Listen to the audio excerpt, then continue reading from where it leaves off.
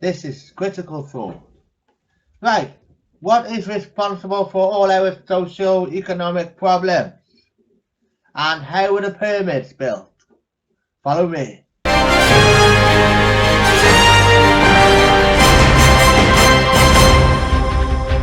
Right, let's just start with some local issues, some recent issues. I was disappointed to find out last night that at our local primary school, Ringland Primary School, some youth climbed into the school grounds and set a children's playhouse on fire.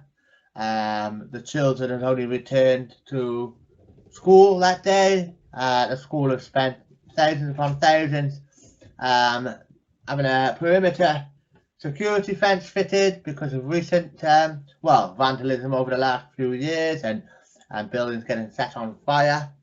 And so I was very disappointed last night to discover that a children's playhouse was on fire. Now, it's a sad thing. There's people at the school, they're doing all they can.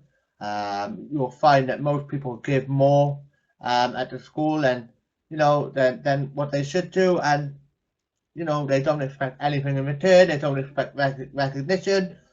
All the staff at the school, all we want is nice facilities and nice things for the children to have and play in. And so it's really sad that it has happened. But England is a socio-economically deprived area. It's spent years of lack of investment, lack of funding. There was a fire recently at the Open Hearth pub just around the corner where it had been left to rot, and someone had gone in, set it on fire. That's been demolished now, thank goodness. There's another pub in England that shut down a long time ago. There's not really any facilities in England for people to do anything. I know people on the community webpage, they were trying their hardest before lockdown to encourage children to take part in sports activities and, pulling together the community to try and offer our youth something to do to keep them out of trouble. But, this has been a developing problem for a while now in some of these poorest areas in Wales with high unemployment, high drug and alcohol abuse, and poverty. I'm not condoning any sort of bad behaviour, but our children are stuck at home, all the schools are shut down, there's nothing to do. It's mindless vandalism, but there's a wider social economic problem going on in these areas, and we often look for solutions to see how we can fix the problems, but nobody ever tackles the problems.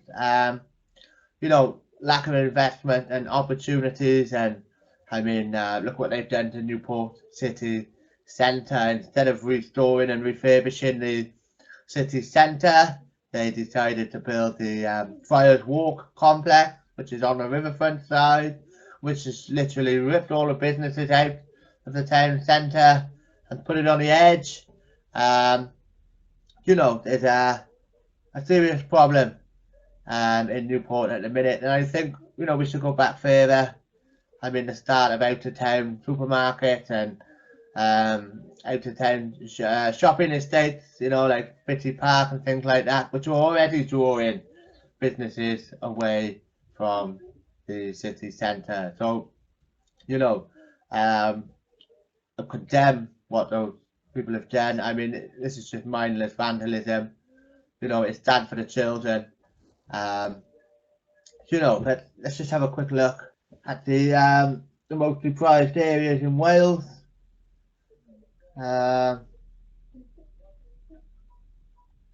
Newport, Pylgwenley again, Tredegar Park area, Dufferin Estate, Bettis, and Ringland.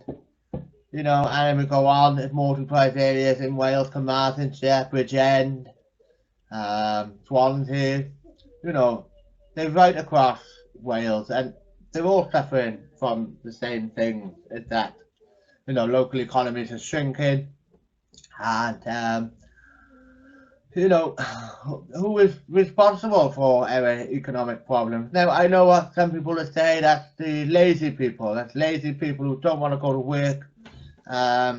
They, they don't want to earn their living, or they're coming in and taking from the system and not giving anything, you know, and you can see how certain people would, you know, think that. But, you know, we've got to look at the bigger picture here, and we look at the coronavirus pandemic and, you know, the latest refinancing of the economy. Now, I know what you'll say, we had to refinance the economy because the coronavirus, and we needed to try and protect as many jobs as we can. But, you know, this latest round of refinancing, you know, it's another round of stripping assets from the bottom, you know, small and medium-sized businesses.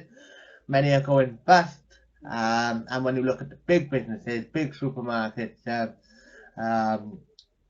you know, multi-million and multi-billion pound businesses are growing all the time. You know, they're growing their businesses, and thousands more people employed in the supermarket chains and with food deliveries and things like that. And we don't really, you know, as these big companies grow, obviously the smaller companies shrink, and the more we take out the bottom and take the wealth out of these lower areas, the more wealth is created at the top. So you know, it's getting a bit disproportionate now. People are losing their jobs, their livelihoods, and their businesses. Yet, you know, billionaire companies, they're getting larger and larger. You know, so there seems to be a large decrease in free enterprise and a big increase in minimum wage employment.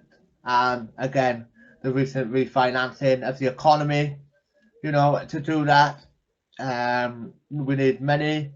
So we've got to make concessions, we've got to open up areas of the public economy for private businesses. And you can see now that China is buying up more of England's private schools. You know, the schools are getting cash strapped. They need the investment. They go to foreign companies, foreign firms, foreign businesses, and seek investment so they can keep going. And it is really quite a cause for concern. But this is not a new thing. This has been going on for quite some time now. Chinese companies spending billions buying up buying everything. I mean, this is an article from August 2019. This was a few months before the pandemic. Chinese companies, many of which are state-owned, have ploughed a staggering 1.6 trillion pounds into foreign businesses and construction projects since 2005, buying up everything from prestigious banks, hotel chains, major energy producers, using the data of American Enterprise Institute, China Global Investment Tracker. We give it a lowdown on the Asian superpowers investment frenzy and reveal 25 of the biggest and most high-profile purchases. But, you know, this is not just in the United States. This is over here as well. And the problem is, when we face a recession and we need to generate money to pay for it, that's what tends to happen. You know, the value of businesses shrinks, and then these firms come in and buy them up for cheap, and then when the economy turns around, then obviously they make large amounts of profit. But, you know, it's not a new thing. So, you know, who is responsible for our economic problems? Now, I really don't think it's the poorest people. It's not the poorest people in our communities. I mean, you know, they go and claim their £1,000 a month or whatever for the what's it called, universal credit or or whatever benefits they receive. You know, they're not living a life of luxury. But, you know, I've spent the last couple of weeks, I've gone back over 200 years, looking at the point in time where control of our money supply was taken from the people and was given to private individuals. And it, you know, I've been right through the last 200 years looking at, you know, how these banks operated and how they caused economic crashes and how that allows them to strip more assets away and strip more sovereignty away from the people. It's been going on a long time. I mean, 2008 economic crash, I mean, we bailed out the banks and the banks still wanted their money from the people. Why do we not use that money bailing out the people, clearing the people's debts and paying the banks money on behalf of the people? No, we gave the money straight to the banks and then they still wanted their money from the people. I think, you know, it's not right. And this recent round of refinancing, now I know we're going through a national crisis, but where is this money coming from? What concessions have we made in order to receive the money? What public businesses have been opened up to the private sector? And which companies are now buying up as much as they can? You know, sometimes, well, we'll lend you the money or we'll invest, but we want this and that. And that could range from access to the medical industry, access to the education sector. You know, and I can only see this top-heavy society that we've got where the wealth is stripped from the bottom and taken up the top. Now you can see it, billionaires' wealth increasing by £1 trillion in a few months over coronavirus, and you know, the people suffering from this, the poorest people in our communities, in our societies. It's very top heavy at the minute. You know, all of the wealth sits up here and hardly any is sitting down the bottom. And there's only one problem with that type of top heavy society, that, you know, eventually, you know, if there's no more wealth creation going on down the bottom, then that economic model will collapse at some point. You know, and sometimes when we look at the social economic problems that we have, we need to look at the people providing the solutions.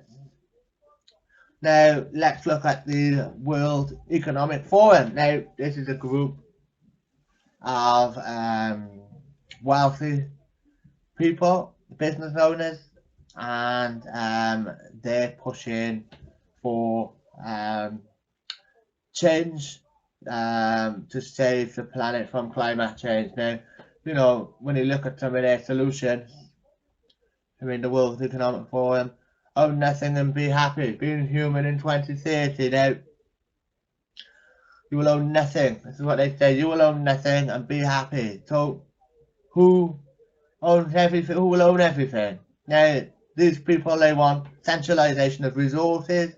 They want to collect everything in and just give people what they need. Now, I understand the philosophy, but, you know, I mean, knowing about the levels of corruption and greed, and, you know, these are the richest people on the planet, you know, and they want to use coronavirus restrictions, keep them going, because they say that, oh, people are not moving around as much, they're not using their cars as much, they're not flying around as much. We could save the planet if we use this method. And, you know, it's pretty communistic in a way, where some small group of people, very wealthy people, will own everything and you will own nothing. And it's really quite frightening what these people want to do. I mean, once you start looking at the old power structures, the old control systems, And obviously they've been stripping out from the bottom and putting it on the top for so long. You know, are we in the process of changing from an old control system to a new control system, but a more top-down control system? Now, you know, there's a piece of information that, if you've not seen it, it's worth looking at.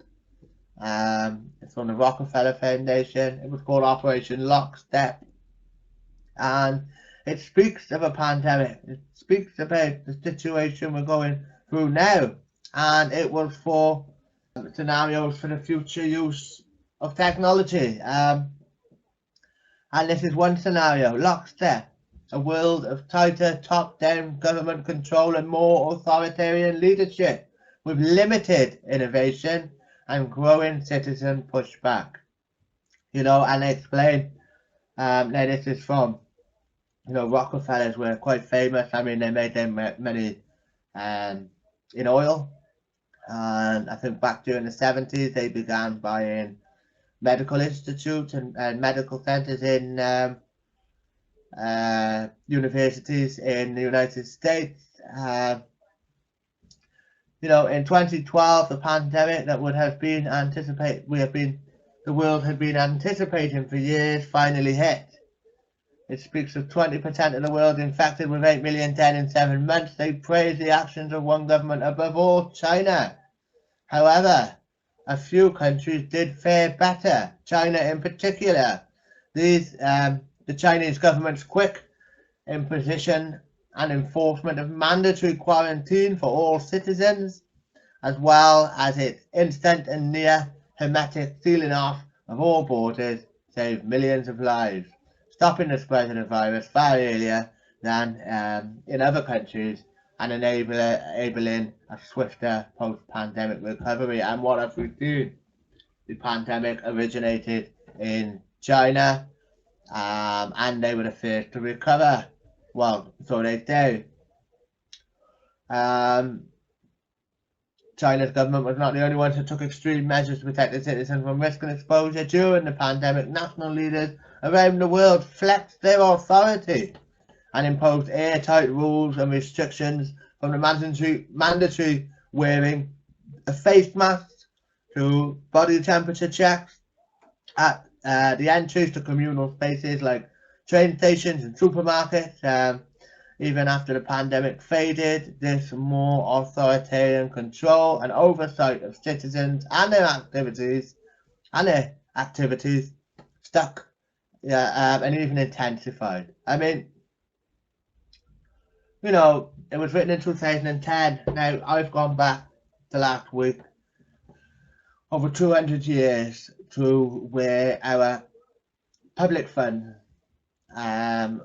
was placed in the hands, our money system was placed in the hands of private banks. Now, the main private banking institution, probably the biggest and most wealthiest in the world, is the Rothschild dynasty, and they spent years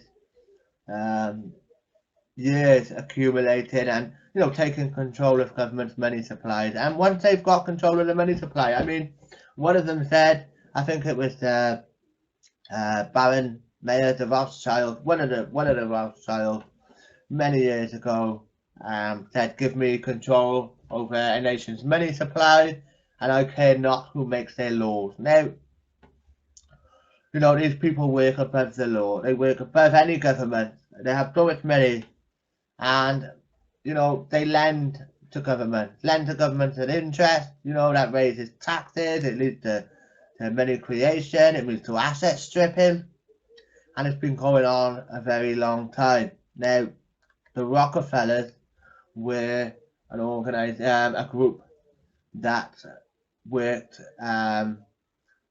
in partnership with the Rothschild dynasty, banking dynasty, and, you know, we've got this 2010 report about tighter top-down control. But I mean, like I said, we need to look at the people providing solutions for the cause of many of our problems. Now, you've heard of the new COVID pass, the coronavirus pass their standard trial at airports, and you know, this is from investment from the Rockefeller Foundation. They actually invested in this kind of pass before the pandemic, back in 2019, even before 6 months.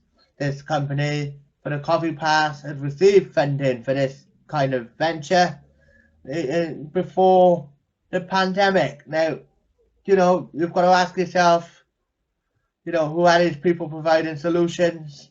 I mean, let's go back to the World Economic Forum. You know, the richest people on the planet telling us, you know, they've got everything now. They spent years taking and taking and taking from the bottom, taking all the wealth, throwing it at the top, and now they're coming out to say, oh dear, we're killing the planet. You need to live now a more basic existence. You know, because they own everything pretty much, and you know that's it. You know, World Economic Forum, COVID-19 pandemic has made threat of environmental catastrophe tougher to tackle, says World Economic Forum.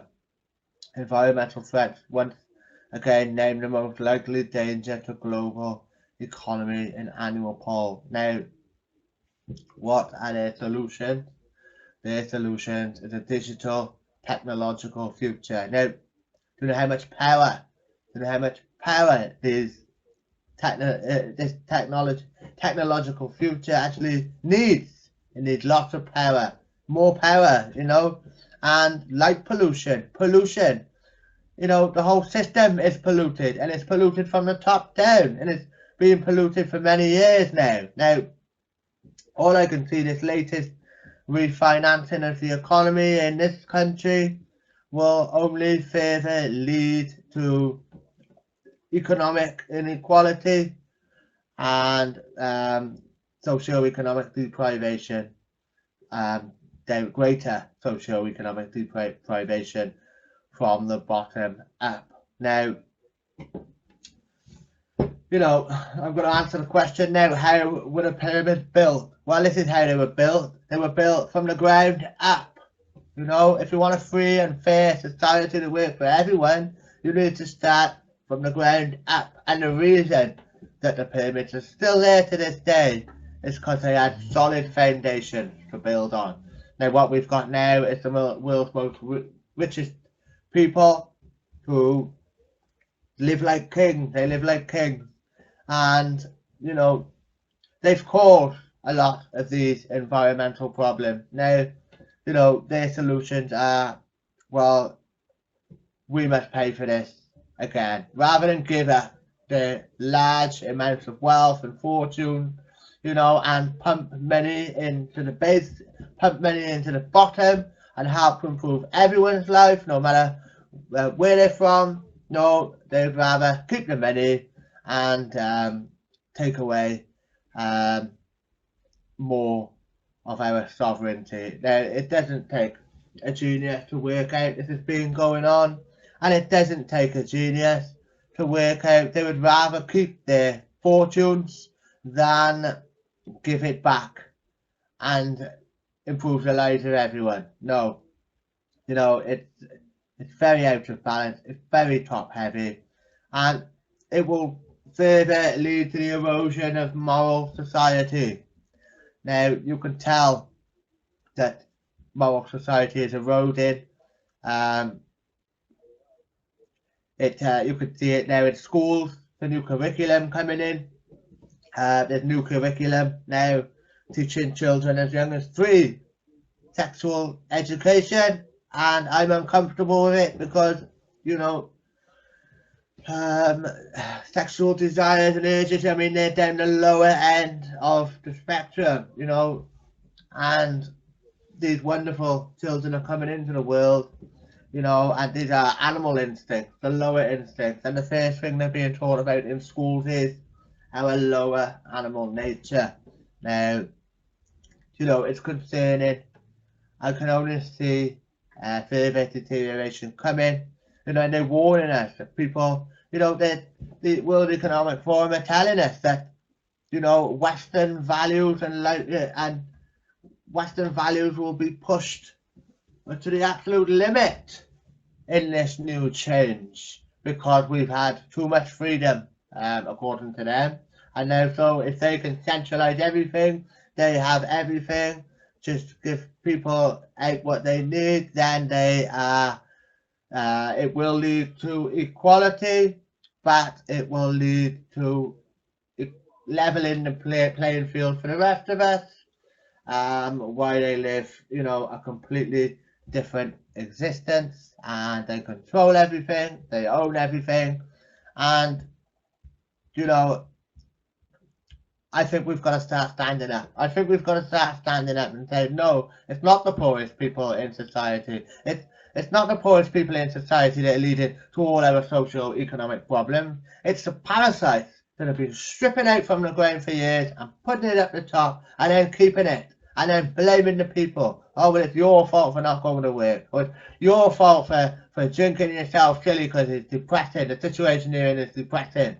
You know, it's got to stop, and we've got to point out this corruption, and we've got to make a stand and say it's not fair. You know, these people, they've got the money to solve a lot of our socio-economic problems, yet they don't bother. They keep everything, and the rest of you can live a basic existence. I mean, it's not right, and it's not fair, and it's not fair to blame people who have had a bad upbringing because of the socio-economic problems caused by these people who take and take and take, and they're not made to invest in the foundation of society. So, you know, I'm going to leave it there. I did do a show a few days ago. I watched it back.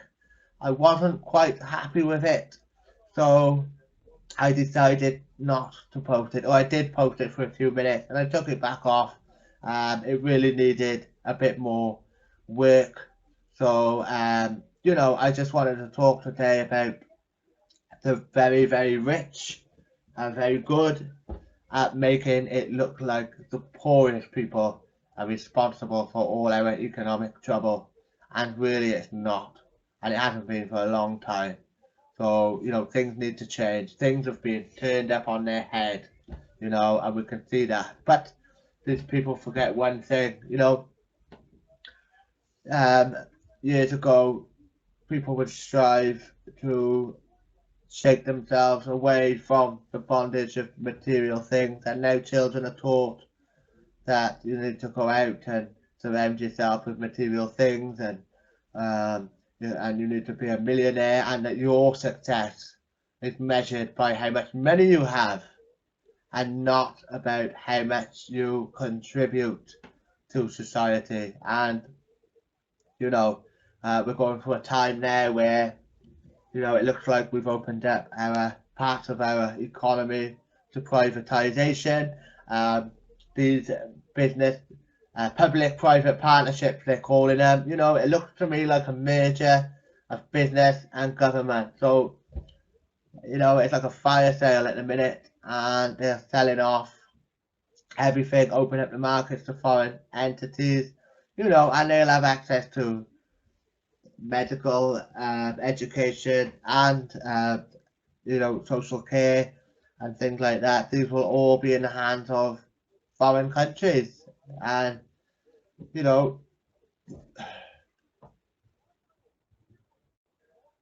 I think we've been, you know, the system is corrupted.